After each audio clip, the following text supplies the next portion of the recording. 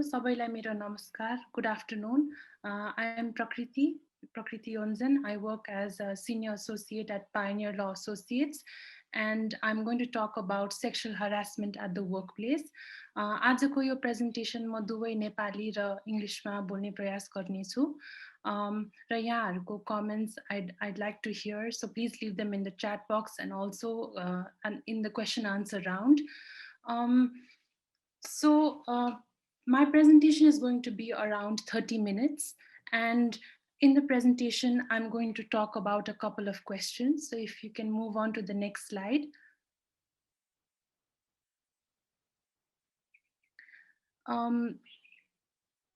The general overview of the presentation, these are the topics that I'm going to discuss today. हाम्रो विभिन्न ऐनहरू के छ जसले यौन दुर्व्यवहार हेर्दछ, यौन दुर्व्यवहार भनेको के हो, उजुरी कसले गर्न सक्छ, उजुरीको प्रक्रियाहरू के छन्, व्यवस्थापक अर्थात् प्रतिष्ठानको दायित्व के छ र रेमेडिजहरू के अवेलेबल छन्, अनि what are the penalties under the different legislations, and thinking beyond the Sexual Harassment Prevention at the Workplace Act. Next slide, please. So let me start by saying that there are general laws that govern the issue and there's a specific law. आजको यो प्रेजेन्टेसनको लागि I will be focusing on the domestic laws that we have. हाम्रो international laws को कुरा गर्दाखेरि चाहिँ there's the Universal Declaration of Human Rights, there's the International Covenant of Civil Political Rights, International Covenant of Economic, Social, Cultural Rights. So धेरै covenantहरू छ, declarationहरू पनि छ. As of 2019, there's a new convention that deals specifically with gender-based violence and harassment at the workplace. This convention is unique in that it places an obligation on the member state, भनेको चाहिँ Nepal, to enact certain legislation, to have certain mechanism to address this sort of violence and harassment at the workplace. Nepal is not a signatory to the convention. However, in Nepal, we already have a Sexual Harassment Prevention at the Workplace Act 2071 or 2015. So general laws पनि हुन्छ अनि specific laws पनि हुन्छ हाम्रो चाहिँ. अनि how it works in law is that, and I don't know how many of you here are lawyers, but how it works in law is that the specific law would override the general law. So I'm going to talk about both today, but mostly the Sexual Harassment Prevention at Workplace Act, which I'm going to be referring to as the Act. So let me start by talking about the Constitution, which is the basic law from which all other laws derive their validity. अब Constitution कसरी relate हुन्छ भन्दाखेरि we have the right to live with dignity, right to justice, right to fair and equitable conditions at work, and rights of women. Rights of women मा चाहिँ specifically there's a mention of sexual harassment. त्यो बाहेक, we have the Some Public Offences and Punishment Act. Now, this one is an old one, and it mostly talks about obscenity. So, for example, showing or making any gestures, printing any obscene material, publishing material, etc. We also have the Electronic Transaction Act. Raw yo Electronic Transaction Act मा चाहिँ there's a prohibition to publish any material in computers which is obscene or against morality or against any laws. We also have the Defamation Act, which prohibits publishing of any information invading privacy of women. And we also have Prevention of Sexual Harassment in the Labor Act. Labor Act मा चाहिँ it also provides that if any employee is found to be guilty, then that may be a ground for termination as well. Termination, of course, would be an extreme recourse, and that's how courts have viewed it. We shall talk about that in the remedies. And it's also addressed in the criminal code. Criminal code मा चाहिँ especially battery अङ्गभङ्ग भनेर mention पनि भएको छ. त्यो बाहेक there's a specific section for sexual harassment as well. त्यो पनि mention भएको छ.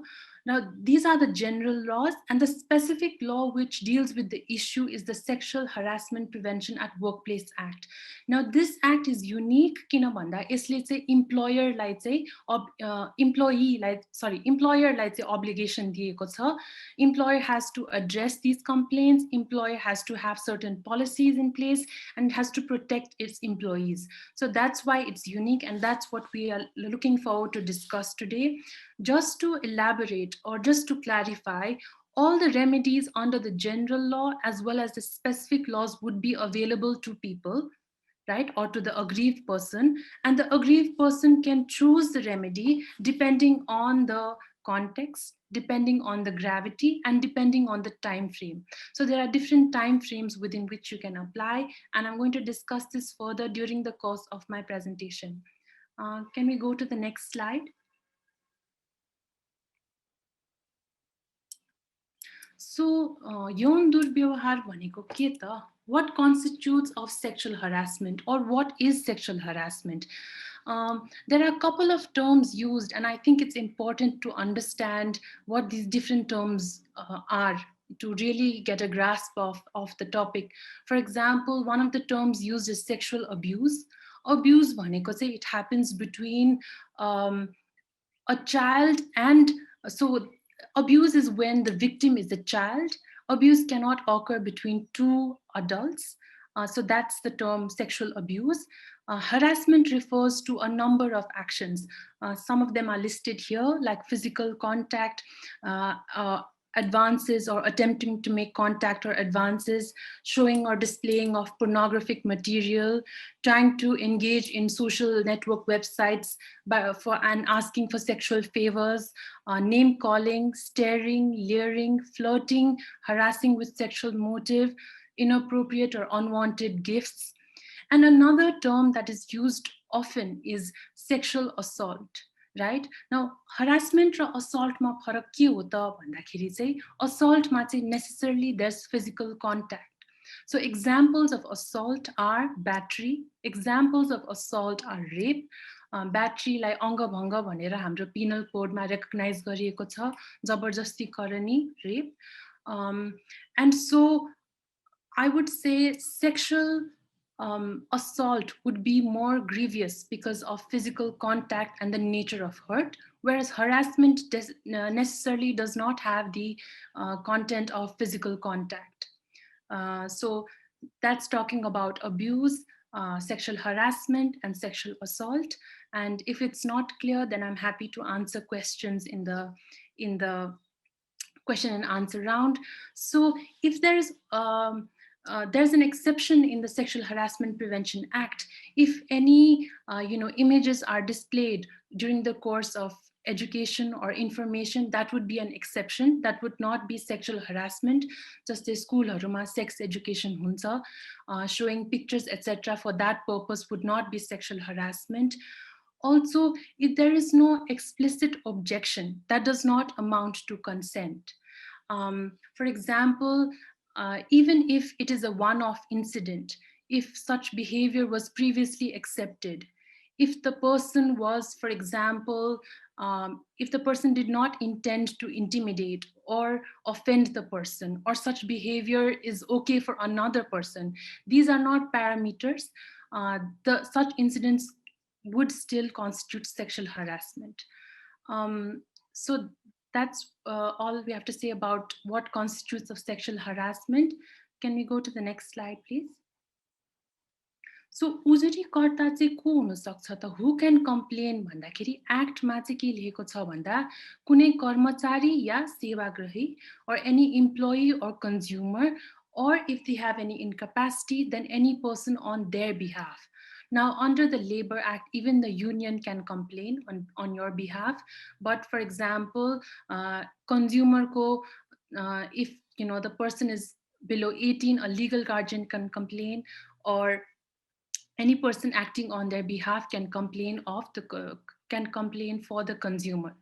Now, the Act also affords certain protections to the complainant. For example, the complainant cannot be terminated just because the person complained about sexual harassment. The complainant cannot be shifted to another department. And the complainant can also apply for protection if the complainant feels that he or she is insecure. Next slide, please. So complete मेकानिजमहरू चाहिँ के छ, उजुरी गर्ने प्रक्रियाहरू चाहिँ के छ भन्दा एउटा चाहिँ भित्री अनि एउटा चाहिँ बाहिरी. भित्री भनेको चाहिँ प्रतिष्ठानभित्रै the employee itself will resolve the issue. That is your internal complaints mechanism. And one is the external complaints mechanism. So before we go to the mechanism, I think it's important to understand where can an act of sexual harassment take place under the act. र यसलाई चाहिँ work place भनेर define गरिएको छ नेपालीमा कार्यस्थल. र कार्यस्थल भनेको चाहिँ के भन्दाखेरि कुनै पनि सरकारी निकाय या कुनै पनि संस्था, निकाय वा फर्म या कार्य सम्पादनको क्रममा प्रयोग हुने स्थल. So any premises used in the course of such work. So the definition of workplace चाहिँ अहिले पेन्डेमिकको सिचुएसनले गर्दाखेरि पनि इभल्भ भइरहेछ. जस्तै हामी धेरैजना वर्क फ्रम होम गरिरहेको छौँ होइन. सो अनलाइन पनि हुनसक्छ यो अब्युज. यो पनि बुझ्न जरुरी छ कि for example if you're at a office party, you know, it does not necessarily mean traditional setups where we are sitting on our desk. It can be at the course, in the course of field work, or it can be when you're having tea with a colleague. So I think one of the necessary parameters to understand workplace भनेको चाहिँ के हो भन्दाखेरि चाहिँ during the course of work, would you have been there if not for work भन्ने खालको question चाहिँ सोध्नु पर्ने जरुरी हुन्छ जस्तो लाग्छ. अनि going back to internal complaints mechanism, the complaint has to be made to the employer within 15 days of the incident having occurred. For any sexual harassment at the workplace, the employer then has to resolve the complaint within another 15 days. So there are stringent timelines for these. There's also the external complaints mechanism. And for this, the competent authority has been defined as the chief district officer, CDO officer. होइन, यसको लागि चाहिँ हदम्याद 90 दिन छ. Ani, one is that you can complain to the external complaint mechanism, but the other is if you are unsatisfied with the result of the internal complaint mechanism, if you're not satisfied with the employer's decision, then you can appeal to the CDO within 70 days. So it also acts as an appellate authority. On a CDO, like say reconciliation ko lagi, you can file an application as well. So these are the provisions for internal and external complaint mechanism. Can we go on to the next slide, please? So employer को obligations के हो भनेर बुझ्दाखेरि चाहिँ the employer shall incorporate necessary provisions in the internal employment rules, and disseminate information to create awareness on issues and implications, make necessary arrangements for preventing the recurrence of sexual harassment. र यसको लागि चाहिँ म एउटा example दिन चाहन्छु. जस्तै एउटा फ्याक्ट्रीमा if there are instances of sexual harassment in the night shift, if women are working in the night shift, for example, then what the employer should do is make sure that women work in the day shift, or make sure that women have a separate mode of transport. So if there's a recurrence of sexual harassment, the employer also has to act as and has to prevent such recurrence.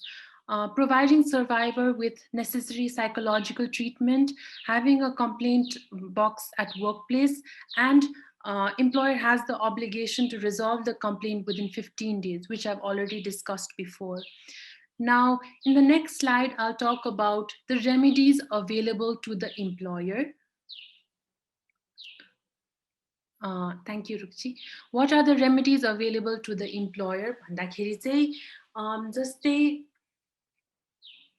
आरोपित व्यक्तिले पीडित व्यक्तिलाई माफी माग्ने, आरोपित व्यक्तिलाई चेतावनी दिने, यसरी एक्ट फेरि नगर्नुस् भनेर, recommend psychosocial counseling, offer mediation or conciliation.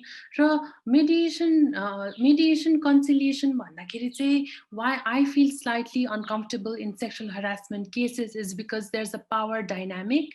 it's very important that such mediation or conciliation does not end up in a cash settlement. And it's very important, I think, for any mediator or conciliator to balance these power dynamics. Another recourse for the employer is to initiate departmental action against the harm doer pursuant to the service rules. Any extreme cases disallow such person from entering into the premises, terminate the employment of such person, and even report the harm doer to concerned authorities.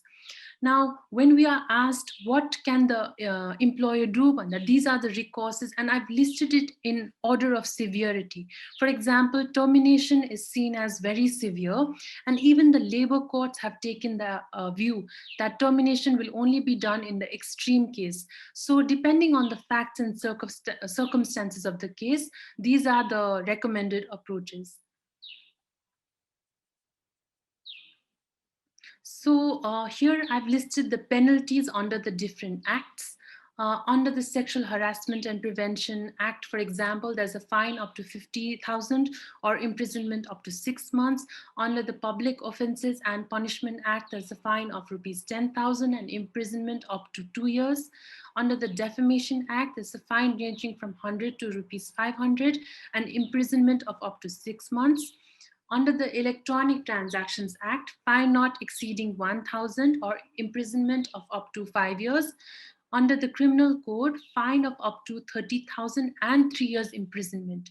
And like I discussed earlier, the Sexual Harassment Prevention at the Workplace Act is unique because it places an obligation on the employer. So if the employer does not comply, for example, it does not have a policy in place, or for example, it does not address the complaint within 15 days, does not have a complaints mechanism, then the employer can also be liable up to 25,000. Can we go on to the next slide? So thinking beyond the act, although we have an act in place, this act of 2015, I think there are a couple of things that we need to look at. One is definitions. हाम्रो परिभाषाहरू जुन छ यौन दुर्व्यवहार भनेर जुन चाहिँ मैले third स्लाइडमा discuss गरेँ the instances that is more of a liberal interpretation र त्यो हामीले एक्ट पढ्दाखेरि पनि लिबरल इन्टरप्रिटेसन नै हुनुपर्छ भन्ने मेरो राय छ अनि वर्क प्लेस कार्यस्थलको कुरा पनि गरे in this evolving definition of work place I think we have to take into account the different kinds of the different ways in which we work. So we have to move away from the traditional mindset of office place or workplace. English we've moved on from the language of victim. So we don't say victim, we say survivor. As you must be knowing. And in Nepali, hamro act we are using the word pirit, which I think we have to move on.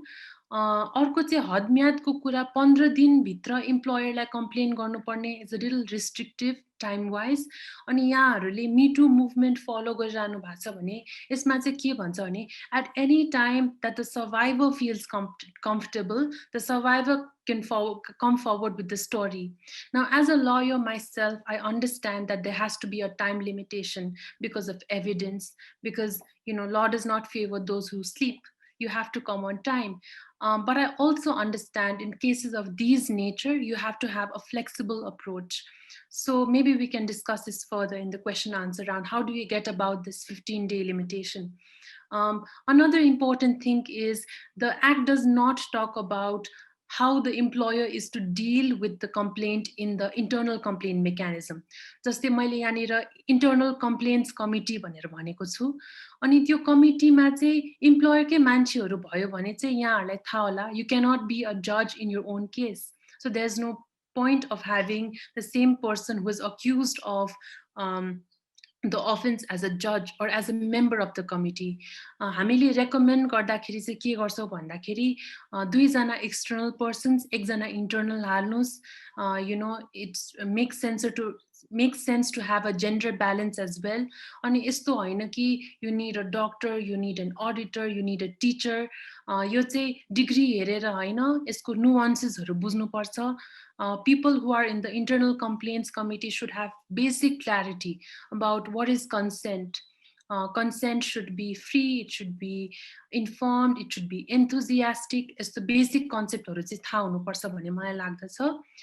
अर्को basic question is CDO the appropriate authority? Does the CDO have the bandwidth, or does he have the qualifications necessary, understanding to deal with such issues? त्यो पनि एउटा ठुलो प्रश्न छ.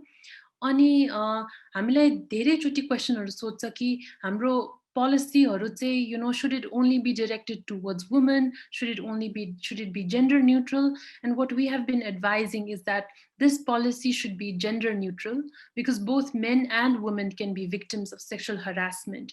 But it's also important to recognize that sexual harassment is a form of gender-based violence. And if you see the numbers, especially Nepalke Seto Party, I think, had published a report in 2016 where it says 98% of the women interviewed complained of some sort of harassment. And this is not workplace specific. So I think it's important to have this in mind as well.